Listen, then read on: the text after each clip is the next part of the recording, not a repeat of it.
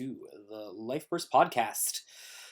We're continuing our conversations about the new centers. I also updated my cocktails, so I have actual English named cards, except for this new set that's coming out. I always do it a little ahead of time. We're talking about Rill today, and Rill is basically the master of coins. So we're going to be doing Rill as, what does that mean as a center Elrig? And let's see here. Which center do I want to go with? Ooh, this one looks cool. Sure, let's go with that one. Boop. So, here is the Rill deck, right? And Rill has a couple abilities. They're not all good, I'm going to be honest with you. But when you get to level 3, Rill's main abilities are as follows. Auto, once per turn, when a Signy with Rise is put onto your field, you may discard a card from your hand. If you do, you can draw one card. Its other action ability is once per turn for 0 cost. If the combined total level of your assist Elrigs is level 1 or higher, you get 1 coin. If it's 4 or more, you get 1 more coin, so a total of 2 if you have assist Elrigs that are level 4 or higher. Basically means that you have to have your level 2s out for it. So it's something that you're probably interested in doing pretty quickly in terms of getting those level 2s out. And arguably this is the best of its abilities. Its once a game's action ability is target one of Signy on your opponent's field and vanish it. So you have a flexible as to when you want to open up a lane on your opponent's field. So I don't love Rill, I'm just going to be completely honest here, because the abilities are basically live or die by certain things. The Rise to discard a card and then draw a card is not great. It's not card advantage, it's just card filtering.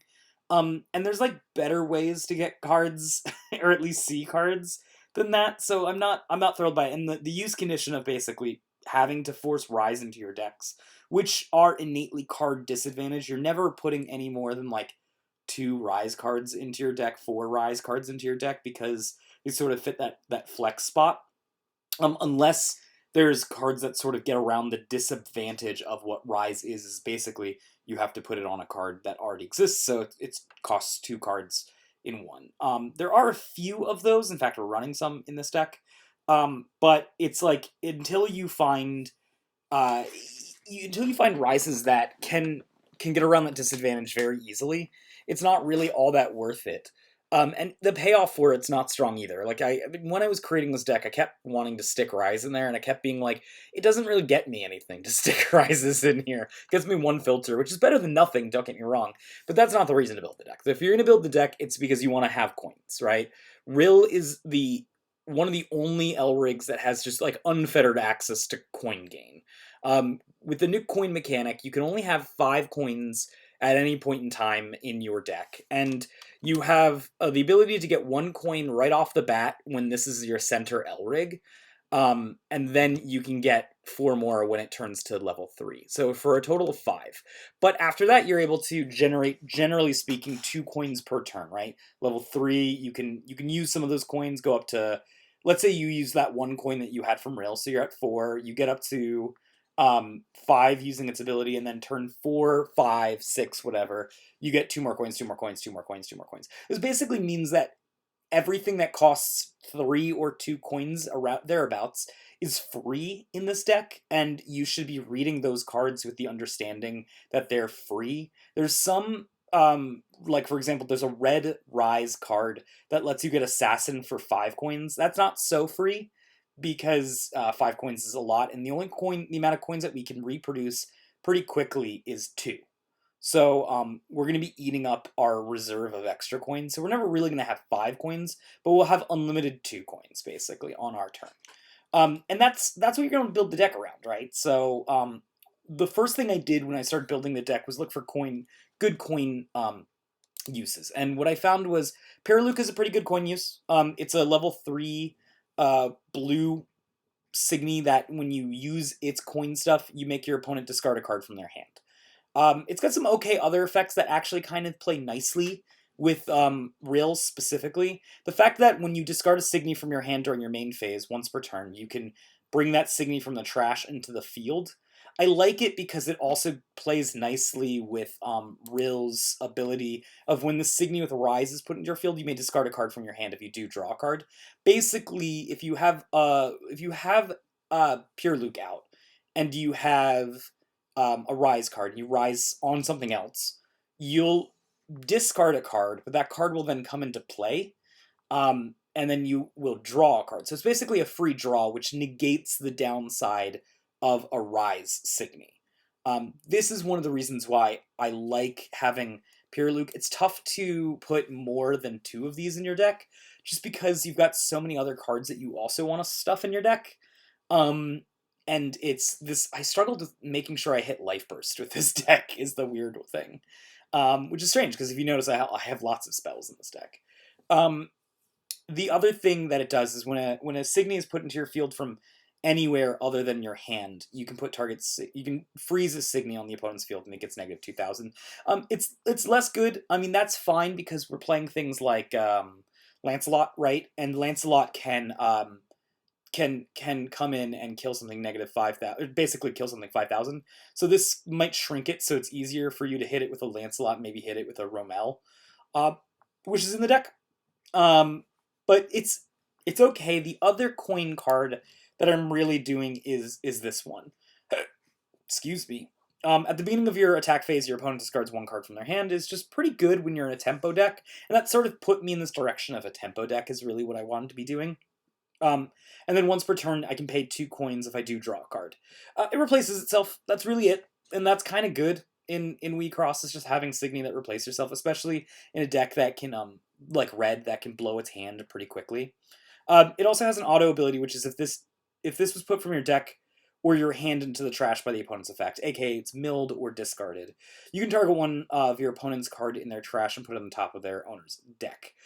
This can lead your opponent to kind of like mess up their deck a little bit, but not by such a large amount that it's really worth mentioning. It's all right. It's something it does. The other thing that I was trying to stuff into it here, and this is one of the better things if you have access to coins, is recovery. And recovery is just a really strange spell to stuff into your deck, but it's free. It's got no enter cost, and it's terrible if you don't bet a coin, and it's great if you can bet a coin. That's really the floor and ceiling of this. If you have the coin available, using a coin in this spell is what makes it from being bad to good. And the thing is, if you use the coin, right, you can draw 3 cards and then discard 2 cards from your hand. This kind of helps smooth out the deck, right? It's not card advantage, right? You got to remember that you're using this card, so it's basically a free effect that allows you to get rid of 3 cards in your hand and put them into the trash, which is something worth mentioning. Some decks like having it in the trash. And you draw 3 cards, right? And the idea is it's just really free filtering, right? One of the reasons why we like Hakat a lot is because it's free filtering. And by, yes, you spend a card for Hakat, you put it into the field, but you needed a Signy to fill your lands anyway, so it's technically free. Recovery is like that. It's kind of if you have coins, it's a much easier to use, it's a much easier and better version of Hakat than Hakat is. So I wanted to stuff as many recoveries into the deck as possible. The issue is recoveries actually got a Life Burst, and the Life Burst is very marginal. It's target an up Signy, then you have to discard a card. If you do that, then you put it at the opponent's. Then you put it on the opponent's bottom of their deck, which is better removal than not. But we're not necessarily an enter starve deck, enter burn deck. We could be something like that. You could do that more in the main deck, but I wanted to lean more into the discard than I wanted to lean into the enter starving. But recovery's okay there, so I didn't want a ton of target upped Signys, right? I had a few. I wanted to make sure that they were a lesser amount. The other one that you use very easily is Legend of the Mask. This is, you bet 2 coins, so you can't really do this until you hit level 3. But that's really when you're going to be wanting to bet it anyways, right? It's just your pretty average spell of pay a red, vanish something 8,000 or less, but if you bet 2 coins, then you just vanish anything, which is great. Its Life Burst is target up Signy on your opponent's field and vanish it, which is okay. So I didn't want to push that type of up to life burst too much. So 2 was the right number for me. Again, it hits that magical number of 2 and under, right, that you can constantly do. And basically all of these really hit that number of 2 and under, which is what we're going for. Recovery is actually kind of cool in the fact that we do get 1 coin from our level 0, which means that we can do early recoveries. I would not be playing the spell if we could not do early recoveries, like if you had access to coins later down the line, but not at the front end, because it costs 1 coin. I think it's really just, it changes your deck from being 40 cards to 36, and I would rather play a 36 card deck than a 40 card deck any day, because it means that I have less stuff that I need to drive through. I can power up the cards that I've got in there. I can more easily hit my silver bullets, those types of things. I can smooth out my deck. So I think it's probably the best thing you can be possibly doing. So now that we've got this idea of what do we do right now with the coins that are available to us, and I gotta stress, right, Rel lives or dies on coins. So if there are better options for coins later down the line, this deck list will change dramatically. Just currently, I think the best cards that are coming out for coins also have something to do with discard, and a little bit of red stuff. So because of that, it leads me into this tempo feeling. So I got to support the main deck with more tempo. And with that, one of the things that I did was I wanted to put some more discard in there. You'll notice I don't have, I didn't want to put more spells in here. So but you could, right? Like you could go more into a spells direction too, because blue, white, and red has more spells in it. You could throw 4 random drain in here and call it a day and then start doing spells stuff. And you probably would be fine by doing that. But I wanted to go more like I needed to start covering Signy slots at some point. So that's where Bruno came in. Bruno was like, all right, I got to do this. I put it as a 4 of originally and then started cutting it down because we already do have a fair amount of discard on our top end. So it doesn't matter all that much. I just noticed I left 2 Xenocluster here.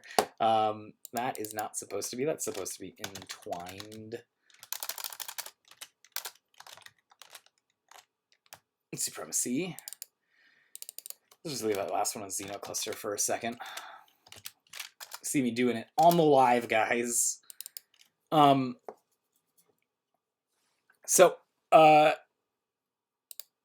put down a lot of discard here, so I've already got a fair amount of discard between this and this. I've got 6 discards, so 7, 8. It's not the purpose of the deck is to be discardy, but it helps. It's certainly fine to have that happen.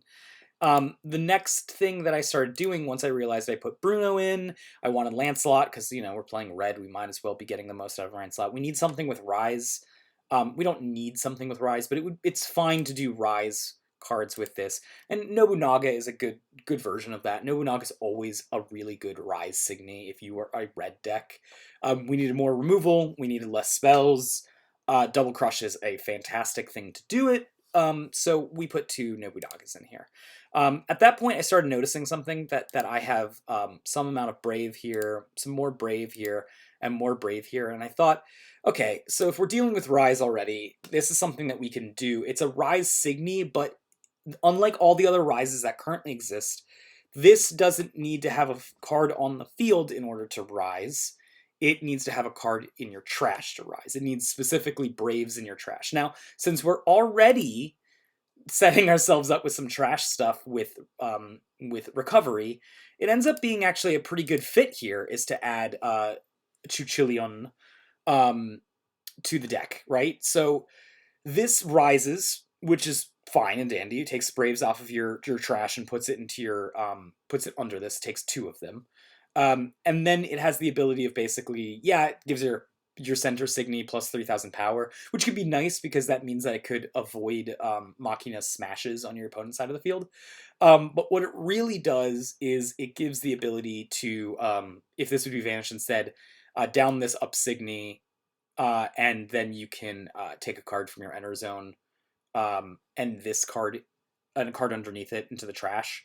So it's not really amazing here, but it is good enough for me to be running, especially because we've got so much draw discard. We can actually get rid of these if we find them in the main deck and we're like, yeah, we don't really want to use them. But because again, it doesn't cost anything, cost stuff out of our trash. It's basically it's a level 3. It shouldn't be considered as your flex spell spots. So I really, really liked that there. Plus its life burst is very, very, very good. Vanish target signy on your opponent's field with the power 10,000 or less. You're going to notice when we go over to the life burst that a lot of these life bursts are just like very top end life bursts for aggressive red decks. And let's do that, right? So we've got this this new signy that its life burst is target level 1 or 2 signy on your trash, and then add it to your hand or put it onto the field. This works really, really stupid well with Rimmel and Lancelot, right? Because you can put this into the field, and now you are then able to kill off a second lane often with this. So it's very, very strong to have access to that in the life burst. Theoretically, we could add an Animirage here, but I already was pushing it with the spells and the 2 Nobunagas that I didn't want to add Animirage to do more of those types of effects. We've got Celebre. Celebre vanishes 8,000 or less on the opponent's field. We've got this other red card that came out, I believe, in set 5 that we haven't used at all. But the important thing to note is that it's a Brave, and it has a good life burst, right? So it's basically Celebre number 5. And we just needed a little bit more Brave support just to hit the bare minimum number that I like in order to, which is, by the way, 12-ish, to make sure I was happy with running this type of thing. And we got so much filtering in our deck that it can just go in the trash if we don't need it. And then we got Servants, of course, as our other life bursts. So I really like our life bursts a lot in this deck. In fact, it's going to help push a lot of damage. And because it's going to help push a lot of damage, we actually need less life burst in the main deck than we normally would, which allows us to do that sort of thing where we can play more discard and be a little bit more disruptive, right? And that's great. So we are running those cards. The only other cards to go over real quick that I may not have talked about was Exosax. I just needed some amount of black to help me with Machina Smash, excuse me. And just get myself up to 6 enter, which is where I want to be in order to run a Machina Smash. My reasoning for running Machina Smash, aside from like just Wing Slash and Smash are good, just really good Elrigs. For a while, I was thinking about running Nanashi. And I didn't want to run Nanashi just because I didn't want to basically have a very weak defensive option here with no way to do things. I knew I wanted to open up lanes on my level 2s, but I wanted to make sure that I opened up lanes on my level 2s and still had some form of defense, because I knew this wasn't going to be one of those decks where I was going to be running a 3-stop. I'm not running a 3-stop. Your goal is to go turn 4 or 5 and no longer than that in this deck. But the reason I wanted to do that was because I wanted to run in Twine's Supremacy. And even Xenocluster is really a basic card that you could use, but what I actually would rather run is probably Can't Stop Pretty.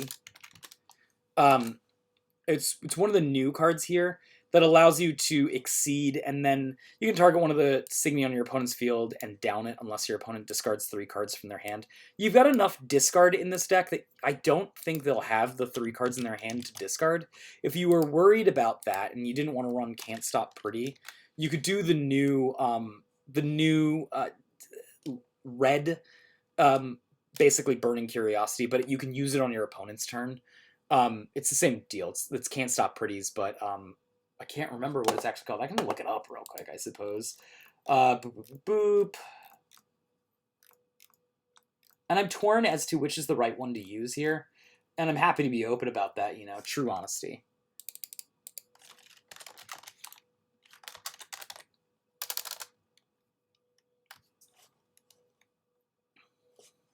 Apparently, it doesn't show up here.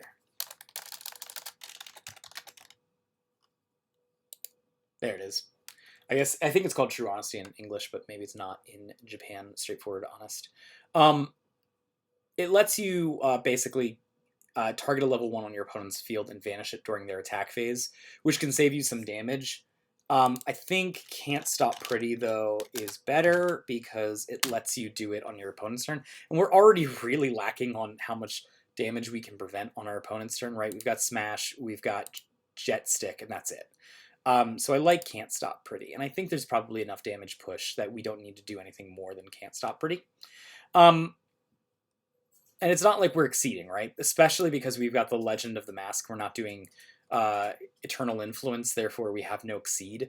So it's really, really nice to have some exceed options in your Elrig deck. Again, like I said, Machina's Smash lets us bring something back from the trash, and I just wanted a little bit of. You're not always going to use that ability, but it's worth having card recovery in a deck that has more rises than I care to admit. Plus more card recovery here, bringing back your Remels with this or your Exodarchs in order to just get more uses of Black Enter if you need to. Are always really fantastic choices. Beating is just a nice little way to early game enter starve. You're not going to be enter starving with this deck, like I said earlier, but it doesn't matter that it does help that Tamago Beating just is annoying to the opponent very early on, so it gets the pass over there. And then Jet Stick just to give us a little bit more draw that we're missing from this deck. And it's later game draw. It's weird that I'm starting to enjoy having level 2 draw cards rather than level 1 draw cards because I'm not trying to give my opponent a ton of fuel to discard me out of. And it's just a little bit of damage stop. So I like those cards for the ability to just stop some damage and push some damage, right? Furthermore, the last thing to talk about is I think actually that might be pretty much everything in the deck. The deck looks like a mess. I'm going to be honest with you, right? There's so many 2-ofs and 1-ofs and 3-ofs and stuff in the deck. I understand that it looks like a pile of crap. However, this is maximizing Ril's ability as much as I possibly can, right? And that's the reason by the way, I used black here in the first place. I was potentially going to go with blue or red instead for my assist slots here and my main deck, but I really wanted to do Entwined Supremacy. I think it helps more than the other pieces, which help damage, but this helps more damage in one turn, which is why I like it, and I specifically like that in my red decks, to do burst damage. I understand that this looks like a pile, right? It's very weird.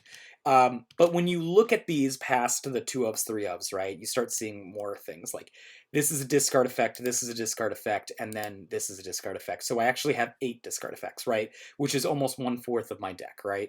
The other part is how many removals do I have? 4, 2, 3, and 2. So again, we're getting close to 10 removal stuffs, and again, that's the real number there is that number. Or the idea that I have Celebre here and then this one. This is actually 5, which is going to help us get more damage in our enter slot, and actually over here as well, right? So we're actually now up to 5, 6, 7, and 8. So 8 is a really good number because it means that we're going to see at least 2 of these life bursts per game. With just these numbers in here. So when you start doing math like that, you start realizing like the numbers actually do mean stuff, even though they seem like they're very strange numberings.